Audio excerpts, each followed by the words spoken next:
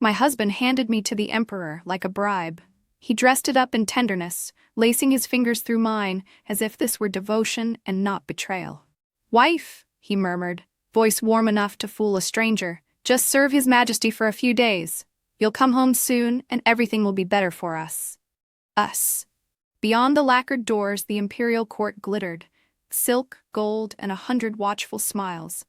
Everyone knew how favor was bought in this palace. Ministers traded poems, generals traded loyalty, and lesser men, like my husband, traded their wives. A few days of service for the emperor, he promised, and our fortunes would rise the red bed banners. I smiled so sweetly the attendants relaxed. Inside, my thoughts were iron. If I went in, I would belong to the throne.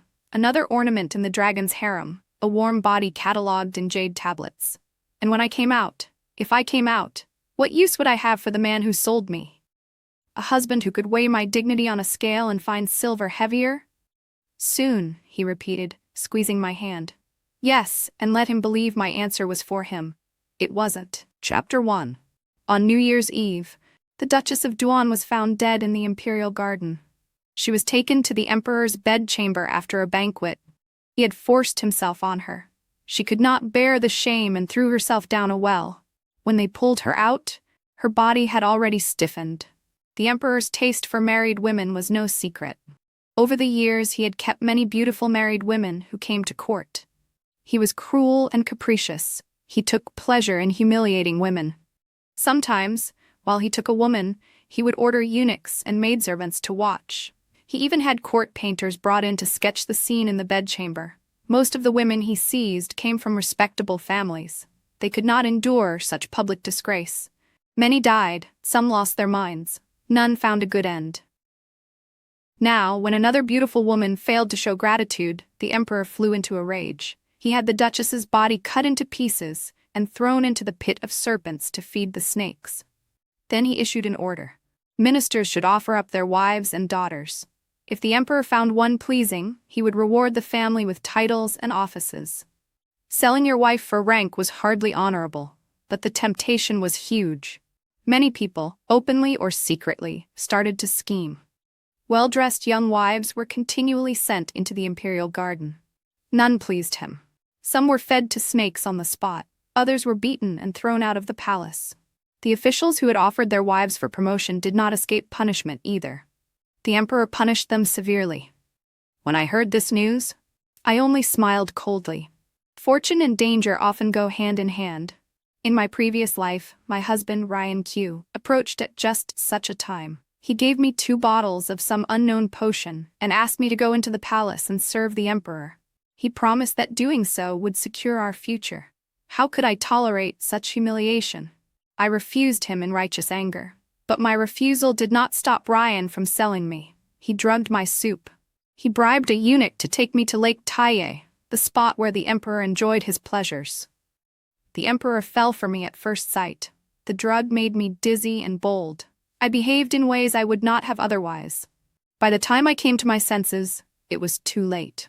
The emperor kept me in the palace. I wanted to die. Ryan sent word through servants, calling me immoral, accusing me of seducing the emperor. The deed was done. I had to endure humiliation to win the emperor's favor. If I refused, my whole family would be implicated. My son Ethan, only 3, would not be spared. For Ethan's sake, I bore the disgrace in the palace. I endured everything until the emperor tired of me and sent me away. I returned home battered and broken, thinking Ryan might at least give me some mercy for what I had suffered for the family. Instead, he accused me of bringing shame to our house and made me drink poison with his own hands. I died. Ryan Q stepped over my bones and rose in rank. He proudly married the younger woman he had once loved. Only then did I learn the full truth. Ryan had never loved me. Even the boy I had protected, Ethan, was his child by that other woman. I had spent my life paving the way for another woman's marriage. Perhaps my resentment was too great. I was reborn. If fate would drag me back into the palace no matter what, then I would go willingly, with my eyes open. So I dressed myself with care. I applied exquisite makeup in front of the mirror. I put on the bright red dancing dress I used to wear in private and danced in the courtyard. If Ryan wished to sell his wife to advance himself, he surely knew the emperor's tastes. Every little detail of my appearance that day was tailored to the emperor's preferences. He wouldn't be able to wait. Ryan arrived in the courtyard at that moment. I acted as if I had not noticed. After the dance, I turned slowly, pretending surprise. "Husband, what brings you here?" I asked. We had been married over 4 years, and his heart belonged to the other woman. He would not have come unless he had his schemes. "If I had not come, I wouldn't have known my wife possesses such an ethereal grace," he said. Noble daughters were taught to be composed and dignified. Ryan had never seen me move so lightly. His eyes filled with greedy desire. "When did you learn to dance so well?" he asked. "It was just a pastime, nothing for the public," I replied with mock modesty. I led him into the main hall and asked, "You look troubled, husband. What's on your mind?" "All because of His Majesty," he said. Ryan was selfish. He had once hesitated about offering me to the emperor, but seeing me that day and knowing the emperor's taste, his resolve hardened. He revealed his plan. He wanted me to serve the emperor. Then, pretending regret, he said, "I do this for our son's future. If the emperor is angered, our whole family could be destroyed." I bit my lip and hesitated. When his patience ran thin, I raised my head with tears in my eyes. "I will go," I said. "If it is for our son and for you, this humiliation is nothing." My foolish devotion pleased him. He hugged me and comforted me with false promises. "The emperor's interest is only for a few days. He'll send you back. If you please him, you'll be the hero of our house. Our fortunes and our son's future will depend on you. Please remember to bring me home," I asked. I nodded in solemn duty, then added with a tremor, "If I serve the emperor, will you despise me?" Of course he would. Ryan's eyes showed thinly veiled disgust, though his lips mouthed otherwise. How could I? In my heart, my wife is always the best. Tears filled my eyes, and I felt moved. "You are so good to me." Ryan played along until he could leave under the excuse of official business. The moment he left, the softness in my gaze evaporated. He did not know that the surprising swan dance the emperor favored was the one I had learned on purpose, and that I had performed it deliberately before him. I wanted to bait Ryan's avarice so he would hurry to offer me to the emperor. I needed the man who held all power to be in my hands if I wanted to take revenge on those despicable people. Ryan wasted no time. Early the next morning, using the formal excuse of paying respects, he took me into the palace. At Lake Taye, I was no longer passive. I sought the chance. In the bright spring, I danced in red, full of intent. The emperor loved married women. He loved dancers with slender waists. He could not resist a woman who was delicate and seemingly fragile. I combined both qualities with care. It was impossible he would not be arrested by desire. As I finished the dance, I heard applause behind me. "Good, good, good." Emperor Rowan's eyes shone. He spoke with undisguised delight. I knew he had seen everything. Still, I wiped the sweat from my brow and turned slowly, pretending confusion. My expression mixed innocence with the maturity of a married woman, like a forest sprite who had wandered into the human world. I had practiced in front of a bronze mirror until I knew every gesture. The emperor's gaze fixed on me, almost as if by instinct he stepped forward. I dropped to my knees in a show of alarm. "I have disturbed your majesty. I am guilty and beg forgiveness," I said. "Disturb? No. You astonish," the emperor answered. He helped me up, gripping my hand with obvious obsession. "Today I have seen a beauty who truly moves like a startled swan and flows like a wandering dragon. The other women in this palace cannot compare." I did not resist his closeness. I rose and gave him an open, radiant smile. "I dance, and the emperor appreciates dance. Is this not like the famous meeting of kindred spirits?" I said. The emperor's cruelty was matched only by his obsession. He liked women who looked frail but were not weak at heart. He hated timidity. To hold his interest, I must be bold and composed. That was the rule. He watched me closely and nodded with a smile. "You say true things? So do I." Then, ignoring all decorum, he swept me into his arms and carried me into a small pavilion nearby. He could not wait. From that day on, I remained in the palace. The emperor treated me better than most women, but his perverse tastes remained. He would have eunuchs and maidservants watch through a single thin silk curtain while he courted me. Making such a private act public was humiliation in itself. Those women who had been abducted from respectable homes showed faces of pain and despair. In my previous life, I wanted to smash my head against a wall. Yet I had endured for my family's sake. Now that I had another chance at life, revenge was all I thought about. What did this body's shame matter? I acted without shame.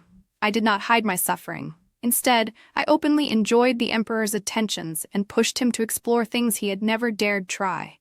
A sadist thrives on a victim's shame. He delights in the pain and humiliation. But if he cannot see shame on the victim's face, he becomes bored.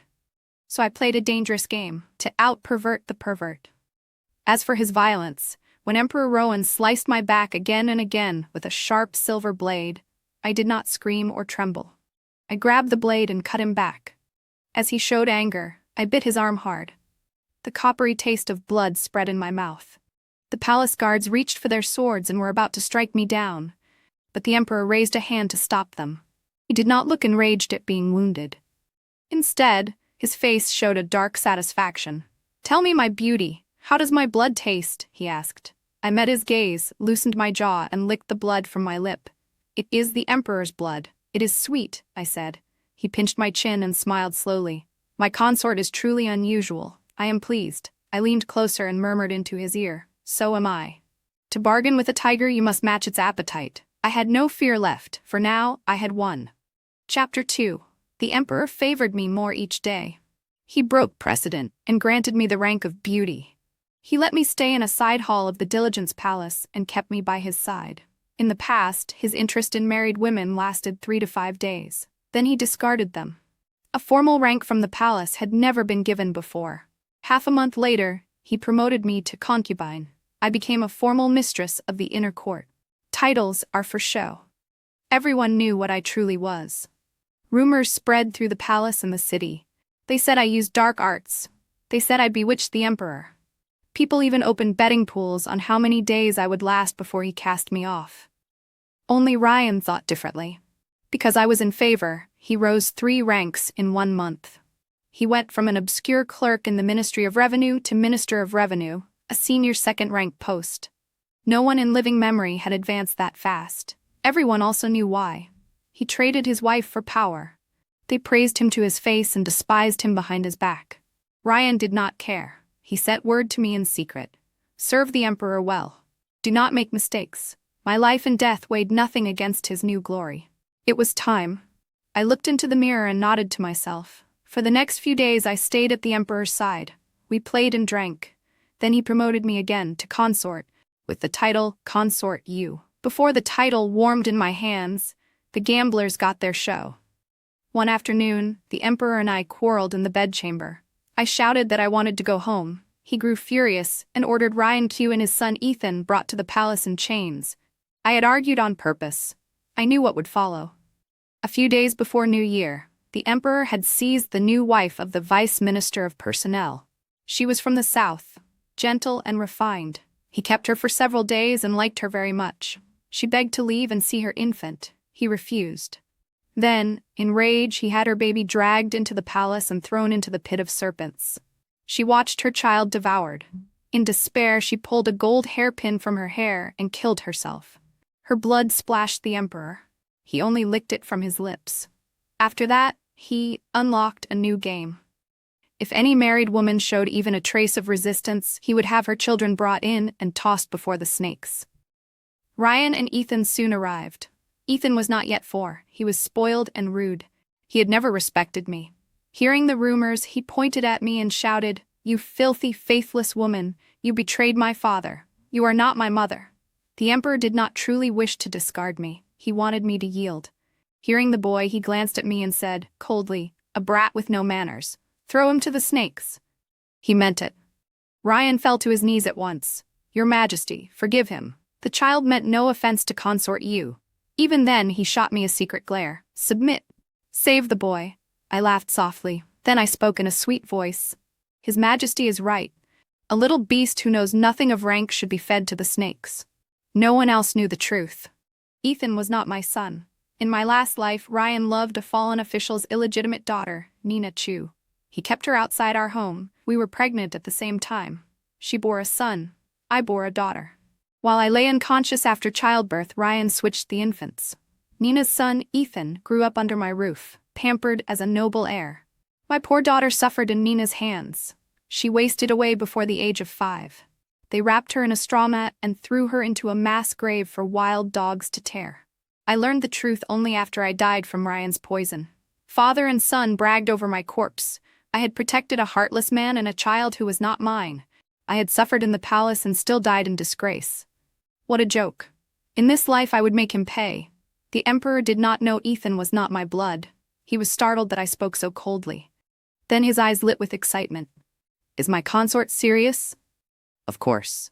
I smiled, harmless as a lamb. Shall I throw him in myself? Revenge is best when it is sharp. I had waited a long time for this moment. My words pleased his twisted heart. He nodded. Very good. I accept the order, I said, and walked toward Ethan. The boy trembled. I'm your real son, he cried. I'm throwing in my real son, I said. If you weren't mine, why would I bother? I stroked his pale cheek and flicked a glance at Ryan. Didn't your father tell you? We must please the emperor so his career will thrive. In my past life I would have swallowed every insult. Not now. Now Ryan would suffer 100-fold. His son would die hating him. I'm not your son, Ethan blurted. Don't kill me. So he had known all along. No wonder he treated me with contempt. Good. No guilt then. Lying children are naughty, I said softly. In your next life, be better. I took him from the guard's arms and dropped him into the serpent pit. Snakes coiled and struck. His screams echoed and then faded. That life was owed to my daughter. As for what Ryan owed me, I was in no hurry. I would collect it piece by piece. Ryan tore free of the guards and rushed to the pit. He watched his beloved son devoured and spat blood. So he did have a heart. How rare. He turned and glared at me. Lina Shen, you are vicious. How could you kill your own flesh and blood? I am the emperor's consort, I said. How could I bear another man's child? His twisted face gave me joy. Ethan died to amuse His Majesty, I added. A fitting end. Is that not so, Your Majesty? The emperor saw that I showed no fear and no sorrow. His sick adoration deepened. Worthy of my love, he said, clapping. You are brave, I answered. I cannot shame you. Then I slipped into his arms and shivered. Your Majesty, Lord Q seems to hate me. I am afraid. The emperor's desires changed with his moods. Sometimes he wanted cruelty, sometimes innocence, sometimes reckless boldness. I had lived twice and knew how to give him each one. He frowned at Ryan. Is this true, Lord Q? A son is important, but not as important as one's own life. Ryan bowed to the floor and knocked his head again and again. If Your Majesty wants me dead, I will die. A mere child is nothing. Oh? I said lightly. If Lord Q is so loyal, why not grant his wish, Your Majesty? Ryan's body shook. Coward. I knew the emperor would not kill him. If Ryan died, I would be a widow, not a wife. The emperor liked wives. He had no interest in widows. Yet the emperor grew thoughtful. Was he truly considering it? That would be too easy a death. At last he smiled, more perverse than before. My consort is right, he said. Perhaps you should do it yourself? He was jealous. He feared I still cared for Ryan. Very well. I would play. Your command is my will, I said with a gentle smile. How should Lord Q die? If you want him thrown to the beasts, I may need help. Ryan stared at me, stunned. How had the woman who once adored him become so cold? The emperor was amused. No need for beasts, he said. One thrust of a sword will do. A guard handed me his sword. I took it without hesitation and walked to Ryan. He looked at me, dazed. I hesitated, not about killing him, but about how. I needed him to live. I needed the emperor to relax his guard. My revenge had only begun. In a flash, the answer came. I drove the blade straight for Ryan's groin. He had killed my daughter for another woman's glory. Let him be childless. Ryan screamed as blood poured down his legs and fainted dead away. I turned back with a pleasant smile. How is that, Your Majesty? Death ends pain. This was worse. The emperor laughed, delighted. He pinched my cheek. You please me, I pouted playfully. I was scared half to death to make you happy. You must comfort me. Gladly, he said and swept me up in his arms. Behind us, guards kicked Ryan until he woke, heard the emperor's words, and fainted again. The emperor would not let him die. He sent Ryan back home with the best physicians. His life was saved. Ryan's proud mother saw her son a eunuch and her grandson dead. She collapsed, then woke paralyzed. The third of my tormentors fell into a fate worse than death. Excellent. I celebrated with firecrackers and gave silver to every servant in my palace. Since I entered the palace, the emperor had punished fewer attendants. They kept their lives and even got rewards, so they treated me like a living bodhisattva. Their loyalty grew. My roots deepened. Ryan no longer had a man's body. He hated me and cursed me day and night. I ignored him. When the time felt right, I suggested the emperor pick a new wife for Ryan to fill my place. He agreed. I discovered, during the search, the very mistress he had kept hidden, Nina Chu. I wept in front of the emperor. I said I had been deceived. He was slowing with age and depended on me more and more. He let me handle it. I am kind by nature, so I said. Though my husband had failed me, I would not fail him. I granted him Nina Chu as a concubine. She would tend his paralyzed mother. Every day, no rest. In my past life I suffered alone in the palace while they lived well on my dowry. In this life, let them suffer. Every day. Chapter 3. Ryan still held the title of minister, but during his months of recovery, his deputies stripped his power.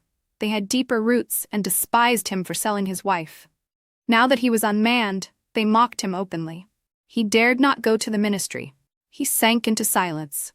It was not a quiet silence. He quarreled daily with Nina Chu. Sometimes they fought. My dowry had supported his household and his mistress. After I became consort, I reclaimed every coin. The household coffers ran dry. Nina had been used to luxury. Now her son was dead. Money was short. She had to tend a bedridden, foul-tempered old woman. They fought often. Good. Their misery was my joy. More good news followed. The imperial physician said I was pregnant. The emperor had been cursed by his vices. He had taken countless women, yet had only a son and a daughter. The prince had fallen at 5 and now limped. A lame heir shamed the throne. The emperor worried. My pregnancy revived him. He hugged me, thrilled. Wonderful, give me a healthy prince, I smiled. Yes.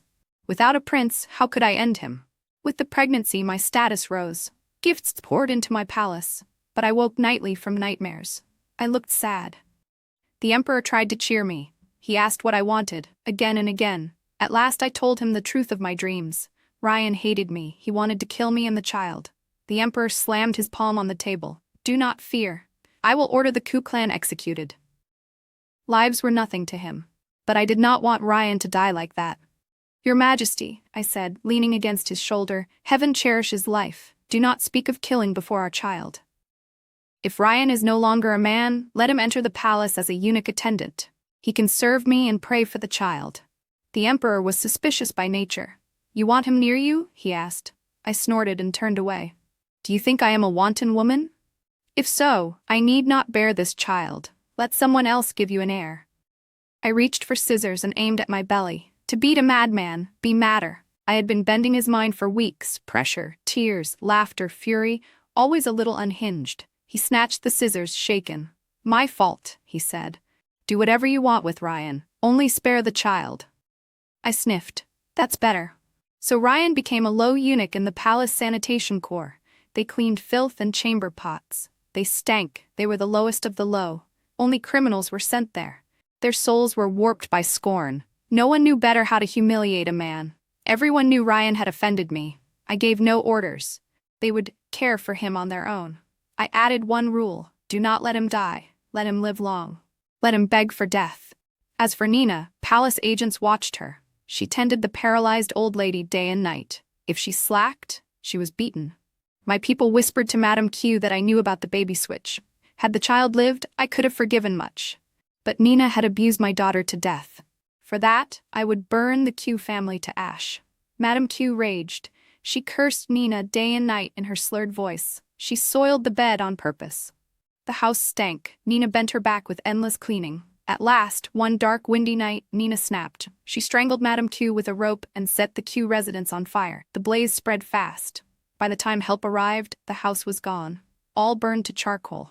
When I heard, I was eating a cherry. I shook my head. Tell Ryan, I said. His mother and his true love are dead. He should cry.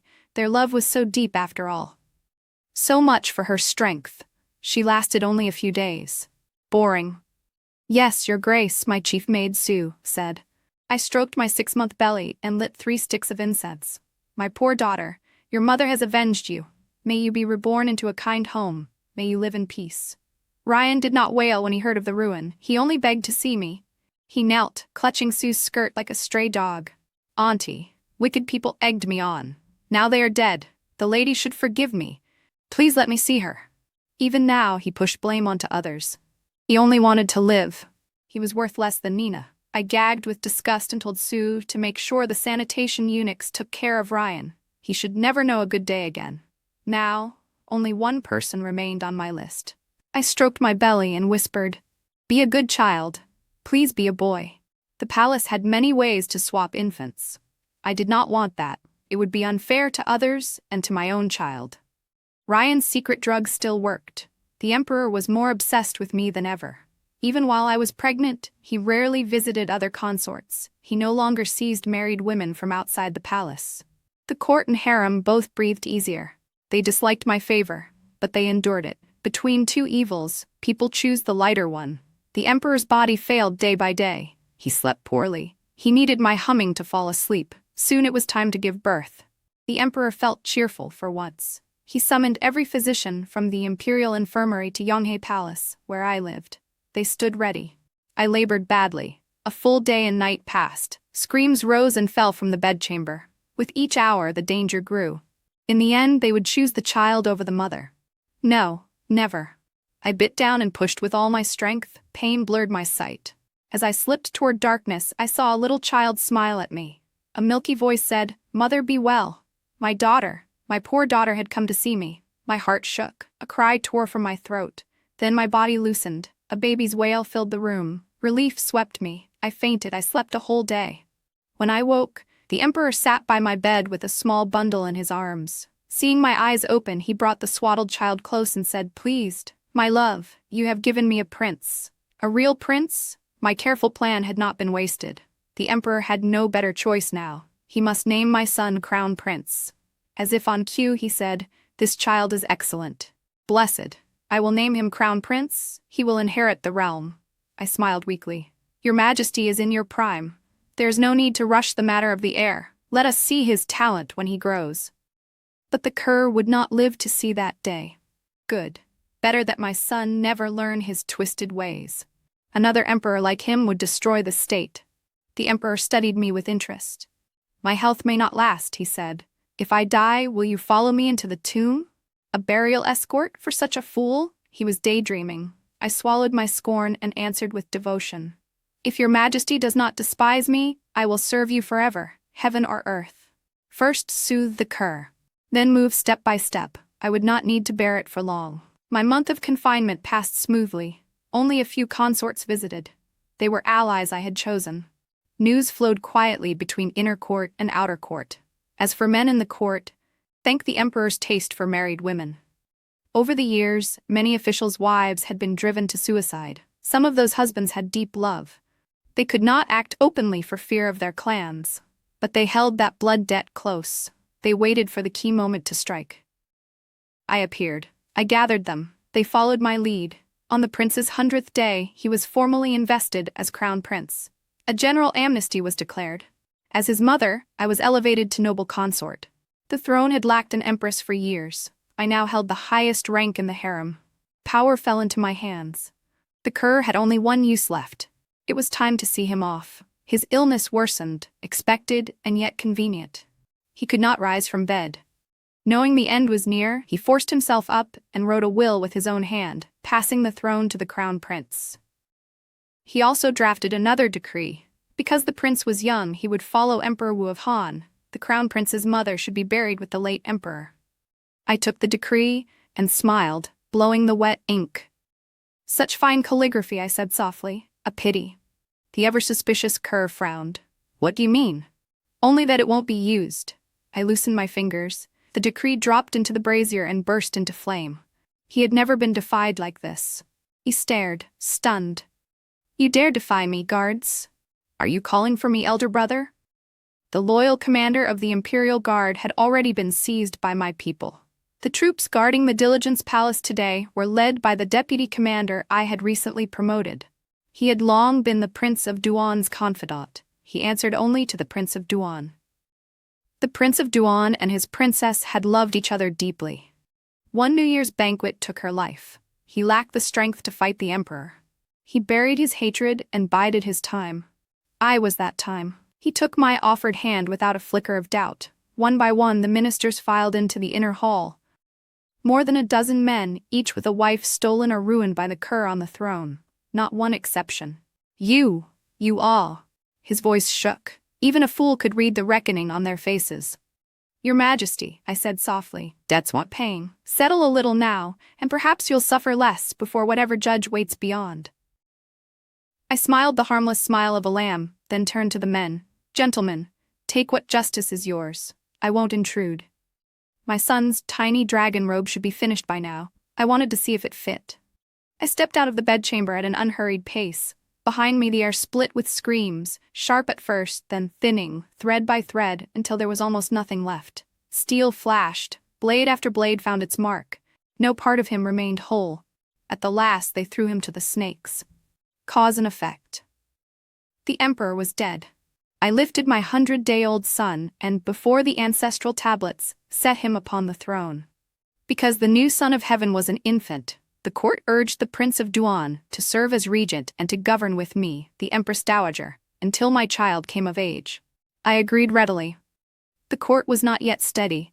The prince worked tirelessly and held the trust of the imperial clan. He would be a partner I could rely on. The road ahead is long. I will walk it carefully. I will guard my son's throne, and I will make peace for the people who have survived us all.